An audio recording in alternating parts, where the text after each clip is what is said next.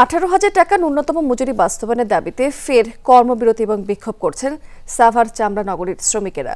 সকাল থেকে দুপুর পর্যন্ত অবস্থান কর্মসূচি পালন করছেন তারা। এই সময় নেতারা দাবি না মানলে কঠোর কর্মসূচিরও হুঁশিয়ারি দিয়েছেন। এই সময় বলেছেন, অন্য সেক্টরে ন্যূনতম মজুরি ঘোষণার পরপরই তা বাস্তবায়ন হলেও ট্যানারি শ্রমিকদের জন্য তা করেননি মালিকরা, শুধু সময় ক্ষেপণ করছেন।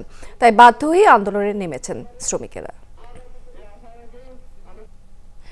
বাস্তবায়ন না হবে এই পর্যন্ত আমাদের ধারাবাহিকভাবে আমরা ইউনিয়ন যে সিদ্ধান্ত দিব সেই সিদ্ধান্ত মোতাবেক আমরা আমাদের অক্ষরে অক্ষরে পালন করব।